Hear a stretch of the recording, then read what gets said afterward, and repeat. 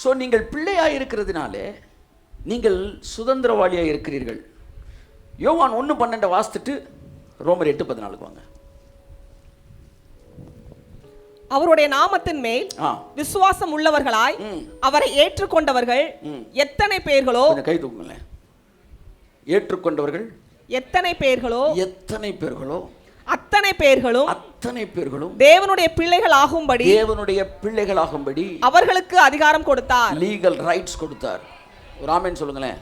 என் அன்புக்குரியவர்களே, பாவம் செய்கிற ஆத்மா சாகும், இவர்கள் நரகத்தில் தள்ளப்படுவார்கள் என்ற வசனம்லாம் எந்த அளவுக்கு வல்லமையுள்ளதோ உண்மையுள்ளதோ அதே அளவு வல்லமையுள்ளது உண்மையுள்ளது. அவரை ஏற்றுக்கொண்டவர்கள் எத்தனை பேரோ அத்தனை பேரும் பிள்ளைகளாகும்படி அவர்களுக்கு அதிகாரம் கொடுத்தார் என்கிற வசனம். பிள்ளை ஆன பிறகு உங்களோட டைமென்ஷன் மாறுது. நீங்கள் கம்ப்ளீட்லி இந்த விஷயத்துல இருந்தெல்லாம் டிட்டாச் ஆகிடுறீங்க. ஆமென். ஆகவே ஒன்றை புரிந்து கொள்ளுங்கள், நீங்கள் இயேசுவை சொந்த இரட்சகராக ஏற்றுக்கொண்டால் இயேசுவின் பெயருக்காகத்தான் நீங்கள் ஆசீர்வதிக்கப்படுகிறீர்கள், உங்களுடைய சொந்த நீதிக்காக அல்ல. அதனால தான் நீங்கள் ஜெபத்தை முடிக்கும் போது என்ன பேர் சொல்லி முடிக்கிறீங்க சொல்லுங்க? இயேசு கிறிஸ்துவின் நாமத்தினால் ஜெபிக்கிறோம். அப்படின்னா என்ன அர்த்தம்? நீங்க தர்றதை என் பேருக்கு தர வேணாம், எங்க அப்பா பேருக்கு தாங்க. ஆமென் சொல்லுவோம். ஆமென். அதனால எஸ்தர் 8:8 சொல்லப்பட்டிருக்கிற ஒரு வசனம், அப்பா பேர்ல ராஜா பேர்ல ஒன்னு சொன்னா வாசிங்க. எஸ்தர் 8:8. இப்போதும் உங்களுக்கு இஷ்டமானபடி நீங்கள் ராஜாவின் நாமத்தினால் யூதருக்காக எழுதி, ராஜாவின் நாமத்தினால் எல்லாம் சொல்லுங்க, இயேசு கிறிஸ்துவின் நாமத்தினால் எல்லாம் சொல்லுங்க. இயேசு யாரு? இயேசு யாரு? உங்களுக்கு அப்பா. இயேசு யாரு? ராஜா. பிலாத்து கேட்டா, நீ ராஜாவா? ஆம், நான் ராஜா தான் அப்படின்னாரு. பேதுருவை பார்த்து கேட்டா, நீ அவனுடையவனா? இல்ல சார், சந்தர்ப்பவாதி. ஆனா இயேசுவை பார்த்து கேட்டா, நீ ராஜாவா? ஆம், நீ சொல்லியபடி நான் ராஜா தான். அப்ப ராஜாவின் நாமத்தில் நீங்க பேசுறீங்க. ஒரு ஜெப குறிப்பு சொல்லும் போது இயேசு கிறிஸ்துவின் நாமத்தில் அப்படின்னு சொல்றீங்களே, அந்த இயேசு கிறிஸ்து யாரா? ராஜா. ஆமென். அதனால பிறந்தவன கேட்கிறேன், யூதருக்கு ராஜாவாய் பிறந்திருக்கிறவர் எங்கே? நீங்க ராஜாவின் குடும்பத்துக்குள்ள வந்துட்டீங்கன்னா முதலாவது ராஜரீகம்னா என்னன்னு தெரியணும். சும்மா தெருவில் இருக்கிறவனுக்கும் நமக்கும் நிறைய வித்தியாசம் இருக்கு. ஒரு ராஜானா யார் தெரியுமா? கர்த்தரின் இடத்துல சொன்னார் நேற்று, இந்த ஜனங்கள் ஏன் என் வார்த்தையை நம்ப மறுக்கிறார்கள் என்றால் முதலாவது நான் யார் என்றே அவர்களுக்கு தெரியவில்லைனார். நான் யாருன்னு தெரியாதனால நான் யாருன்னு தெரிஞ்சிட்டா என் வார்த்தை மேல அவங்களுக்கு சந்தேகம் வரவே வராது. ஏன்னா நான் ராஜா. நான் ராஜா. நான் சொன்னேனா I will go to any extreme to fulfill my word. நான் ஒரு வார்த்தையை சொல்லிவிட்டால், ஒரு ராஜா ஒரு வார்த்தையை சொல்லிவிட்டால் அந்த வார்த்தையை நிறைவேற்றுவதற்காக அவன் எந்த எல்லைக்கும் போவான். அதுதான் ராஜயோக்கியம். ராஜயோக்கியம். அவர் ராஜா என்பதை நீ புரிந்து கொண்டால் அவர் வார்த்தை மேல உனக்கு சந்தேகமே வராது. சந்தேகமே வராது. ராஜானா யாரு? ராஜாவோட வார்த்தை என்ன? இதெல்லாம் நீங்க தெரிஞ்சுக்கணும்னா, ஆமா, போய் பாகுபலி பாருங்கன்னு சொல்லாதீங்க.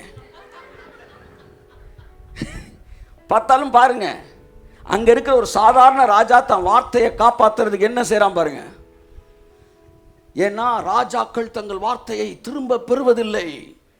மனுநீதி சோழன் ஒருத்தர் இருந்தான் நம்ம நாட்டில். சாதாரண ராஜா பேசிக்கிட்டு இருக்கிறேன். அவன் என்ன சொன்னா, இந்த நாட்டு மக்களுக்கு ஏதாச்சும் பிரச்சனைனா அவன் தானே பெல்லு, முன்னாடி ஒரு பெல் இருக்கு, அதை வந்து அடி, உடனே நான் தீர்வு சொல்வேன்னா. என் அன்புக்குரியவர்களே, இந்த ராஜாவோட பையன் என்ன செஞ்சிட்டான்? தேரில் வேகமாக போயிருக்கான். அப்போவே பயலுக ஃபுல்லாக ரேஸில் தான் போயிருக்கிறாங்க. பாலத்தில் ஏறி இருக்கான் போல, வேறு 2 பேர் பசங்க கூட சேர்ந்து ரேஸ் வச்சிருக்கான் போல. திடீர்னு ஒரு கண்ணுக்குட்டி வந்து அடிச்சிட்டான், செத்துருச்சு. இந்த மாடு கண்ணீரோடு அழுது வந்து அந்த பெல்லு கயிறை பிடிச்சி அடிச்சிருக்கு. ராஜா வந்திருக்கிறான். என்னன்னு கேட்ட உடனே சொல்லியிருக்காங்க, தேரில் வச்சு உங்கள் பையன் அடிச்சிட்டான்னு. ராஜா ஒரு வார்த்தை சொல்லியிருக்கிறான், அவனுக்கான நீதி என்ன செய்யப்படும்? கொடுக்கப்படும். ஒரு சாதாரண இந்த உலகத்தில் இருந்த தமிழ்நாட்டுக்குள் ஆண்டுகிட்டு இருந்த ஒரு ராஜாங்க. அவன் பிள்ளைய தேரு கீழே வச்சு நீங்களே அந்த செய்வீங்களா? அவனே ஒரு குடிமகனாக இருந்தால் செஞ்சிருக்க மாட்டான். ஆனால் ராஜாவாயிட்டான். பார்த்தீங்களா? நானும் அந்த ரிசைன் பண்ணிட்டு போயிருப்பேன். எனக்கு ராஜாங்கமே வேணாம், பிள்ளை தாண்டா வேணும். ஆனால் அவன் என்ன செஞ்சுட்டான்? கீழே வச்சு அதே தேரை வச்சு என்ன செஞ்சுட்டான்? ஏற்றி கொண்டுட்டான். If a king utter a word, he will go to any extreme to complete, to fulfill his word. இந்த உலகத்து ராஜாக்கள் கூட தங்கள் வார்த்தையை சொன்னால் அந்த வார்த்தையை நிறைவேற்றுவதற்காக இந்த உலகத்தில் எதையும் செய்வார்கள், எந்த எல்லைக்கும் போவார்கள் என்றால், ராஜாதி ராஜாவாகிய தேவன் எனக்கு ஒரு தீர்க்க தரிசனத்தை சொல்லுவார் என்றால், எனக்கு ஒரு வாக்குத்தத்தத்தை கொடுப்பார் என்றால், அதை நிறைவேற்றாமல் ஒரு நாள் விட மாட்டார். காரணம், அவர் ராஜா. அவர் ராஜா. ஏரோதுன்னு ஒரு ராஜா இருந்தான். அவன் ஹீரோ கிடையாது சார், வில்லன் தான். ஆனால் அந்த ராஜா சொன்னா, டான்ஸை பார்த்துட்டு அந்த சின்ன பிள்ளையை கூப்பிட்டு, ரொம்ப அழகா ஆடிட்ட, என்ன வேணும் கேள், இந்த ராஜ்யத்தில் பாதியை கேட்டாலும் தருவேன் அப்படின்ட்டான். ஃபுல் போதையில் சொல்லிட்டான். இல்லை, போதையில் சொல்லப்பட்ட வார்த்தைகளும் நிறைவேற்றப்படுகிறது. அதான் சொல்ல வரேன். ஆமா, ஒரு சிலர் இருக்காங்க. ஆமா, நைட்டு ஒரு ப்ராமிஸை கொடுத்துருவாங்க. காலையில் பாஸ்டர் சொன்னீங்களே, பாஸ்டர் பைபிள் கொடு, ஏய் என்னையா நைட்டு சொன்ன காலையில், அவ்வளோதான் அவ்வளோதான். ஆனால் அவன் சொன்னான் எடுத்துக்க வேண்டாம். அந்த பிள்ளை என்ன செஞ்சு நேராக போய் அவங்க அம்மாட்ட போய் என்ன கேட்கணுன்னு, அந்த அம்மா என்ன செஞ்சு, யோவான் ஸ்நானனுடைய தலையை கேளு அப்படின்னு. யோவான் ஸ்நானகன் ராஜாவுக்கு பயங்கர ஃப்ரெண்டு. ஏன்னா அவன் ப்ராஃபட், அவனுக்கு தெரியும். ஒரு ஒரு ஒரு இன்னொரு வியூவில் பார்க்கும்போது யோவான் ஸ்நானகனுக்கு தன்னுடைய மனைவியினால் ஆபத்து ஏற்படும் என்பதற்காகத்தான் அவளை ஜெயிலில் வச்சே அடைச்சிருந்தான்னு ஒரு ஹிஸ்ட்ரியில் ஒரு மேட்ரு சொல்லுது. அப்படி அவன் ப்ரொடெக்ட் பண்ணுறதுக்கு தான் ஜெயிலில் வச்சுருந்தான். சில பெரிய ஆட்கள்லாம் பாருங்களேன், பாதுகாக்கிறதுக்கு ஜெயிலில் கொண்டு போயிடுவாங்க, வெளியே விட்டால் குத்திடுவான்ட்டு. அப்படி வச்சுருந்தப்ப உள்ளே வந்து இவன் சொல்லிட்டான், நீ சொன்னீலப்பா தலை வேணும். அதை கேட்டப்ப ராஜா கலக்கம் அடைந்தான். ஆனாலும் சார் நான் கேட்குறேன், ஏரோது ராஜாவை விட மோசமானவர் நம்ம ராஜா. ஏரோது ராஜா சொன்ன வார்த்தையை நிறைவேற்றுவதற்காக அவன் தலையை வெட்டி தட்டில் கொண்டு வந்தான். என்னுடைய ராஜா, எங்கள் ராஜ்யம் எப்பேற்பட்டது, எங்கள் ராஜா எப்பேற்பட்டவர், எங்களுக்கு கொடுத்த வாக்கு தத்தத்தில் ஒரு எழுத்தும் குறையாது. அவர் சொன்னார், வானமும் பூமியும் ஒழிந்து போகும், ஆனால் என் வார்த்தைகள் ஒன்றும் ஒழிந்து போவதில்லை. எதுக்கு பயப்படணும்? பக்கத்துல பார்த்து சொல்லுங்க, எதுக்கு பயப்படுறீங்க? ஏன் பயப்படுறீங்க? உங்கள் ராஜா ஆட்சி செய்கிறார். அதுதான் ராஜயோக்கியம். அதுக்கு பேரு ராஜயோக்கியம். இந்த வார்த்தை பைபிளில் இருக்குன்னு எனக்கு தெரியும், ஆனால் எங்கே இருக்குன்னு எனக்கு தெரியல.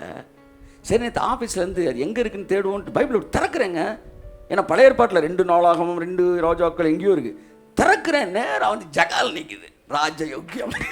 ஏன்னா பைபிள் ஒரு இடத்துல வருது, அது ஒரே ஒரு இடத்துல வருது, சக்குன்னு அது முன்னாடி நிற்குது.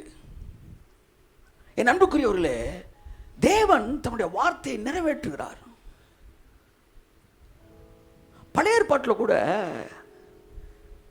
தாவீதுன்னு ஒரு ராஜா இருந்தார். அந்த ராஜா வந்து சீமேயின்னு ஒருத்தன் போற இடமெல்லாம் என்ன செஞ்சுக்கிட்டே இருந்தான்? தூசிச்சுக்கிட்டே இருந்தான்.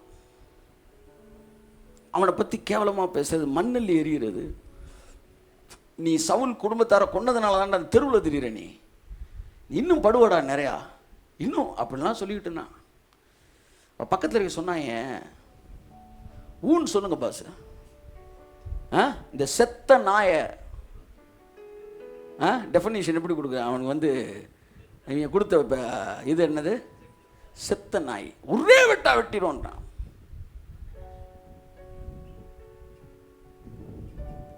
நீங்கள என்ன செஞ்சிருப்பீங்க அப்படின்ட்டு டக்குன்னு ராகுல் காந்தி மாதிரி போட்டு விடுப்பாங்க. ஜகால்னு வெட்டிட்டு, என்னப்பா ஏன் இப்படி பண்ணிட்டீங்க? என் மீது நல்லெண்ணம் கொண்ட என்னுடைய தொண்டர்கள் தோழர்களில் சிலர் இன்னைக்கு அரசியல் வெட்டாத. அப்புறம் சீமையை பார்த்து ராஜா ஆகும்போது சொன்னான், நான் உன்னை இன்னைக்கு நல்ல நாள், உன்னை கொல்ல மாட்டேன். ராஜா வான பிறகு சொன்னான், நான் சாகுற வரைக்கும் உன்னை கொல்ல மாட்டேன் நான். ஆனா don't think he is an innocent. அவன் சாகும்போது சொல்றான் சாலமன்ட்ட, அவனை நான் கொல்லலை, கடைசி வரை விட்டுருந்தேன், அதுக்காக அவன் இன்னசென்ட்னு மட்டும் என்ன செஞ்சிடாத, நினைச்சிடாத.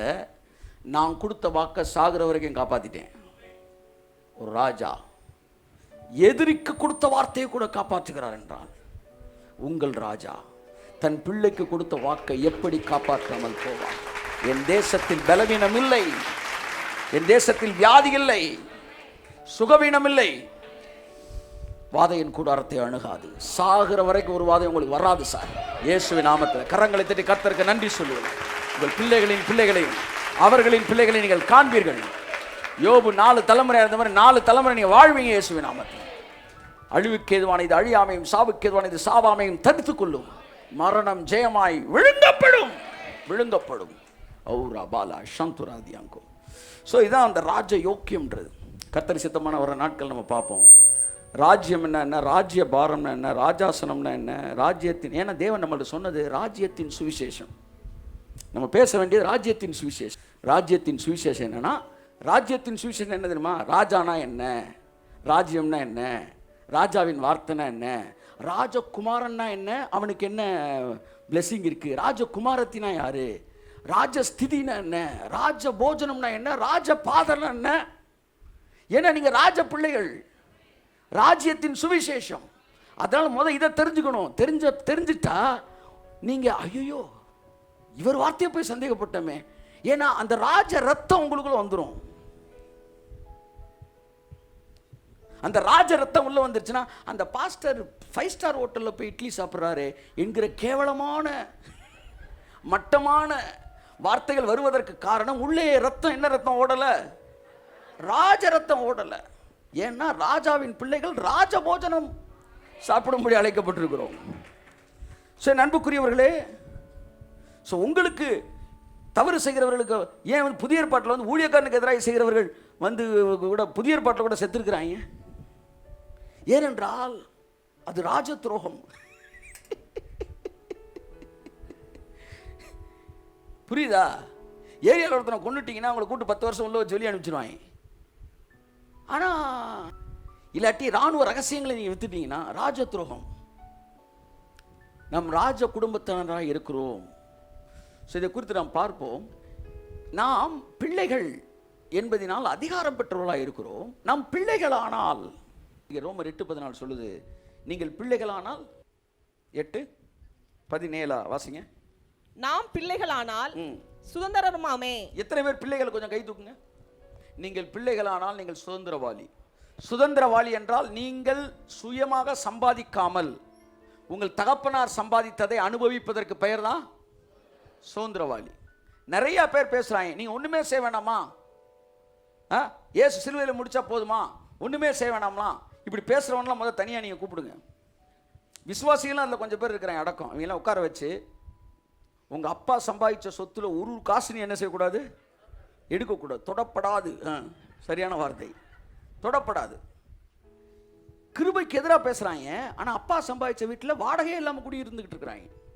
7 வயசாகியும் அப்பா சம்பாதிச்ச சொத்தை அனுபவிக்கிறாங்க. ஆனா இவங்க கிருபைக்கு எதிரி. நான் கேட்கிறேன், கிருபன்றது அப்பா சொத்தை அனுபவிக்கிறது. அப்பா சொத்தை அனுபவிக்கிறதுக்கு எனக்கு உரிமை இல்லைன்னா உனக்கும் உங்க அப்பா சொத்தை அனுபவிக்கிறதுக்கு உரிமை இல்லை. உனக்கு உரிமை இருக்குன்னா பொல்லாதவனாகிய உங்க அப்பாவே உனக்கு நல்ல ஈவுகளை கொடுக்க அறிந்திருக்கும் போது பரலோகத்தில் இருக்கிற எங்கள் பிதா எங்களுக்கு நன்மையானவைகளை செய்வது அதிக நிச்சயம் அல்லவா?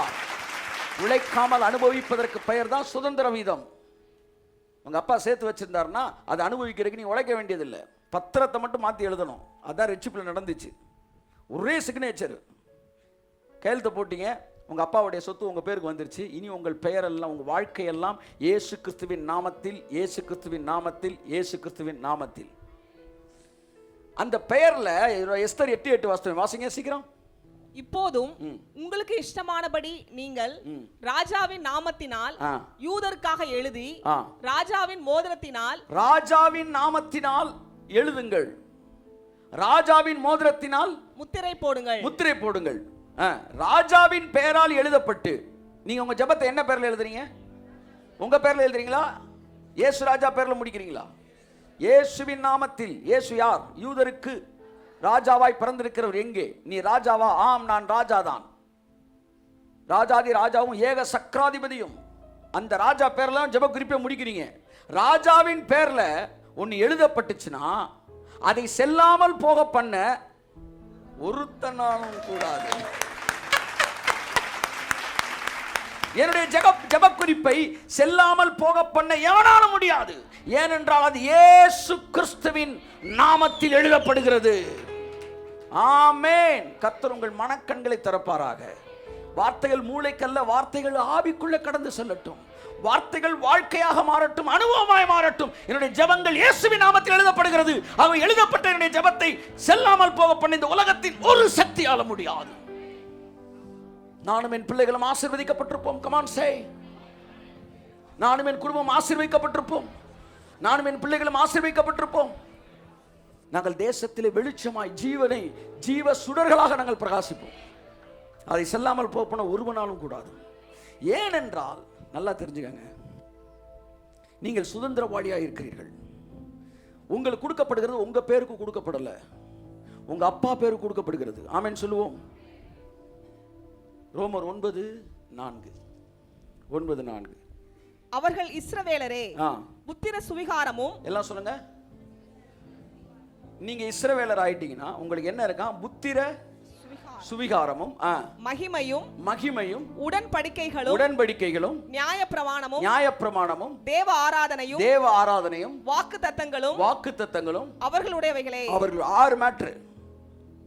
நீங்க கர்த்தராகிய இயேசு கிறிஸ்துவை சொந்த இரட்சகராக ஏற்றுக்கொண்டால் ஃபர்ஸ்டா சேர்த்தா 7 மேட்டர். நீங்க இஸ்ரவேலர் ஆகிறீங்க. எத்தனை பேர் இயேசு கிறிஸ்து சொந்த இரட்சகரை ஏற்றுக்கொண்டீங்க? இஸ்ரவேல் ஆயிட்டீங்க. இப்ப 7 மேட்டர் இருக்கு பாருங்க. இஸ்ரவேலர் ஆகிறீங்க, புத்திர சுவிகாரம் உங்களுக்கு கிடைக்குது, 3வது மகிமை கிடைக்குது, உடன்படிக்கை கிடைக்குது, நியாயப்பிரமாணம் கிடைக்குது, தேவாராதனை கிடைக்குது, வாக்கு தத்தம் கிடைக்குது. இது எல்லாமே உங்களுக்கு சொந்தமாயிருது. ஒரே ஒரு மேட்டரை பேச விரும்புகிறேன். புத்திர சுவிகாரம். எல்லாம் சொல்லுங்க. புத்திர சுவிகாரம். என் அன்புக்குரிய இந்த புத்திர சுவிகாரத்தை மட்டும் நான் கொஞ்ச நேரம் உங்கள்கிட்ட பேசிட்டு இன்னைக்கு முடிக்கிறேன். நீங்கள் பிள்ளைகளாவதினால் புத்திர சுவிகாரத்தை பெற்றிருக்கிறீர்கள். புத்திர சுவிகாரம்னா இந்த உலகத்தில் இருக்கிற எல்லா தேவன் நமக்குன்னு வச்சிருக்கிற எல்லா ஆசீர்வாதங்களையும் அனுபவிப்பது மட்டுமல்ல, அது இந்த உலகத்தார் அனுபவிக்கிறாங்க. இதை விட மேலான ஒன்றை தான் தேவன் உங்களுக்கு புத்திர சுவிகாரம் என்று சொல்லுகிறார். அந்த புத்திர சுவிகாரத்தை தான் இந்த பூமியில் நீங்கள் வாங்க போறீங்க. இது இந்த உலகத்தில் இருக்கணும் வரவே வராது. நீங்கள் பணக்காரனாவே பணக்காரனாகலாம், நீங்கள் ஆரோக்கியமானவே ஆரோக்கியமாகலாம், நீங்கள் 100 வருஷம் வாழ்ந்தால் கூட 100 வருஷத்துக்கு வாழ்ந்தா இருப்பான். ஆனால் இந்த புத்திர சுவிகாரம் என்பது நீங்கள் தேவனுக்கு பிள்ளைகளாவதினால் கிடைப்பது. அந்த புத்திர சுவிகாரம் என்றால் என்ன என்பதை குறித்து நம்ம பார்க்க போகிறோம். பாருங்க, ரோமர் 8:23. அதுவும் அல்லாமல் ஆவியின் முதற் பலன்களை பெற்ற நாமும் கூட நம்முடைய சரீர மீட்பாகிய புத்திர சுவிகாரம் வருகிறதற்கு. எல்லாம் சொல்லுங்க. சரீர மீட்பாகிய புத்திர சுவிகாரம். புத்திர சுவிகாரம்னா வெறும் உங்க அப்பாவுக்கு நல்லா கவனிங்க அப்போ மாதிரியே பிறந்திருக்காண்டா கருகருன்னு அப்படின்னு சொல்லுவாங்க பார்த்தீங்களா? அவங்க அம்மா இந்த மாதிரியே பிறந்திருக்காங்கன்னா அவங்க அப்பாவுடைய சரீரத்தை புத்திர சுவிகாரம், அதாவது அவங்க அப்பாவுடைய கேரக்டரில் அந்த ரிஃப்ளெக்ஷன். இந்த இடத்துல புத்திர சுவிகாரம் என்னன்னா சரீர மீட்பான். உங்க சரீரம் அழிவுக்கேதுவானதா இருக்குதுல்ல, இந்த அழிவுக்கேதுவான இந்த சரீரம் நீங்க பிள்ளையானதினால புத்திர சுவிகாரத்தை பெற்றதினால அழிவுக்கேதுவான இது அழியாமையும் சாவுக்கேதுவான இது சாகாமையும் தரித்து கொள்வதற்கு பெயர் தான் புத்திர சுவிகாரம், சரீர மீட்பு. கரங்களை தட்டி கர்த்தருக்கு நன்றி சொல்வோம். என் சரீரம் மீட்கப்பட போகிறது. காரணம் நான் சுவிகார புத்திரனாயிருக்கிறேன், புத்திர சுவிகாரம் உடையவனாயிருக்கிறேன். ஆகவே இந்த சரீரம் மீட்கப்பட போகிறது. அழிவிலிருந்து மீட்கப்பட்டு அழிவுக்கேதுவான இது அழியாமையும் சாவுக்கேதுவான இது சாகாமை இந்த பூமியில் தரித்துக் கொள்ளும். காரணம் நான் புத்திர சுவிகாரம் உடையவனாயிருக்கிறேன். எங்க அப்பாக்கு என்ன சரீரமோ அதே சரீரம் எனக்கு கொடுக்கப்படுகிறது இந்த பூமியிலே. என் தகப்பனுக்கு இருக்கிற சரீரம் எனக்கு இந்த பூமியில கொடுக்கப்படுகிறது. அந்த சரீர மீட்பு தான் புத்திர சுவிகாரம். ஆமென் சொல்லுவோம். இதான் பிலிப்பியர்ல சொல்லப்படுகிற 3:21 என்று நினைக்கிறேன். வாசிப்போம். பிலிப்பியர் 3:21.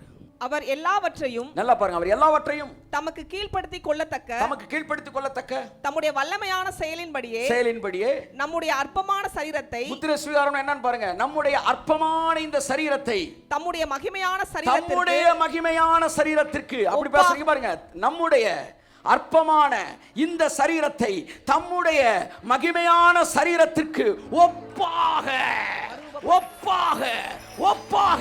மறுரூபப்படுத்துவார். அதுதான் புத்திர சுவீகாரம். கையை தட்டுங்க சார், ஒரு தடவை ஒரு அல்லேலூயா சொல்லுங்க சார். நீங்கள் பிள்ளைகளானால் நீங்கள் சுதந்திரவாளி. எதற்கு சுதந்திரவாளி? புத்திர சுவீகாரம். என்ன புத்திர சுவீகாரம்? சரீர மீட்பு. வியாதி இல்லாத சரீரம், வேதனை இல்லாத சரீரம், உயிர்த்தெழுந்த சரீரம், resurrected body. உங்களுக்கு ப்ராமிஸ் பண்ணப்பட்டிருக்கு. சரீர மீட்பாய புத்திர சுவீகாரம். அழிவுக்கு ஏதுவான இது அழியாமையும், சொல்லுங்களேன், அழியாமையும். சாவுக்கு ஏதுவான இது சாகாமையும் தரித்துக் கொள்ள வேண்டும். ஆமென். அப்பொழுது மரணம். ஆமென். சரீர மீட்பாய் புத்திர சுவீகாரம் தம்முடைய மகிமையின் சரீரத்திற்கு ஒப்பாக நம்முடைய சரீரத்தை மறுரூபப்படுத்துவார். ஆமென். 1 கொரிந்தியர் 12:27. நீங்களே கிறிஸ்துவின் சரீரமாயும் தனித்தனியே அவயவங்களாயும் இருக்கிறீர்கள். யாருடைய சரீரம்? சொல்லுங்க, யாருடைய சரீரம்? இயேசுன்னு வந்தா அதுக்கு அர்த்தம் வேற, கிறிஸ்துன்னு வந்தா அதுக்கு அர்த்தம் வேற, யாக்கோபுன்னு வந்தா அர்த்தம் வேற, இஸ்ரேல் வந்தா அர்த்தம் வேற, சீமோனேன்னு கூப்பிட்டாருன்னா அர்த்தம் வேற, பேதுருவேன்னு கூப்பிட்டாருன்னா அர்த்தம் வேற, இயேசு அப்படின்னு அர்த்தம் வேற. அது மாம்சத்தில் பிறந்தவரை குறிக்குது. கிறிஸ்து என்றால் உயிர்த்தெழுந்தவரை குறிக்கிறது. இயேசு கிறிஸ்துனா அதுக்கு அர்த்தம் வேற. இந்த கலரிங்கை பத்தி எடுப்பாங்க. ரெட்டுனா இது, ஒயிட்னா இது. ரெட்டுக்கு ஒரு மீனிங் இருக்கும், ஒயிட்டுக்கு ஒரு மீனிங் இருக்கும். ஒன்று கிருபை, ஒன்று இரக்கம், ஒன்று எப்படி சொல்கிறது வந்து ஒவ்வொன்றுக்கு ஒரு மீனிங் இருக்கும். இது ரெண்டையும் கலந்தால் பிங்க் வரும் பார்த்தீங்களா, அதுக்கு ஒரு மீனிங் இருக்கும். அது பைபிளில் பார்த்தீங்கன்னா அந்த இது ரெண்டும் கலந்தால் என்ன கலர் வருதோ அது மாதிரி அந்த ரெண்டும் கலந்தால் பைபிளில் அந்த வேர்டு வரும். Colours and interpretation. இங்கே கிறிஸ்துவை குறிக்கப்படுகிறது. கிறிஸ்து என்பது உயிர்த்தெழுந்தப்பட்ட கிறிஸ்துவின் சரீரமாயும். நீ யாரோட சரீரம்? எல்லாம் பாருங்க, சொல்லுங்க. ஹலோ, நீங்க என்ன சரீரம்? ஆமென், ஆமென். கிறிஸ்துவின் சரீரம் என்ன அர்த்தம் பாருங்க. 4 விரல் நல்ல வெள்ளையா இருக்கு, ஒரு விரல் மட்டும் கருப்பா இருக்குமா? சொல்லுங்க. இந்த 4 விரல் என்ன கலரோ இது அந்த கலர்ல இருக்கும். அப்ப நீங்க கிறிஸ்துவோடு இணைக்கப்பட்டிருக்கீங்கன்னா அவருக்குள்ள இருக்கிற அழியாமையும், நீங்க மட்டும் அழிவுள்ளதா இருக்க மாட்டீங்க. நீங்க அவருடைய சரீரத்தின் அவயவமா இருக்கனால அவருக்குள்ள அழியாமை இருப்பது போல உங்களுக்குள்ளும் அழியாமை இருக்கிறது. அவருக்குள் சாவாமை இருக்கிறது போல உங்களுக்குள் சாவாமை இருக்கிறது. காரணம், நீங்கள் உங்கள் அவயவம் அல்ல, நீங்கள் கிறிஸ்துவின் அவயவமாய் இருக்கிறீர்கள். அந்த ஜீவனுக்கும் அந்த சாரத்திற்கும் நீங்கள் பங்காளியாக இருக்கிறீர்கள். அதனால வியாதி வர எனக்கு கூடாது, நீங்க ஜெபிக்கவே வேண்டாம். வியாதி உங்களுக்கு வரவே முடியாது. ஏனென்றால் நீங்கள் கிறிஸ்துவின் சரீரமாய் இருக்கிறீர்கள்.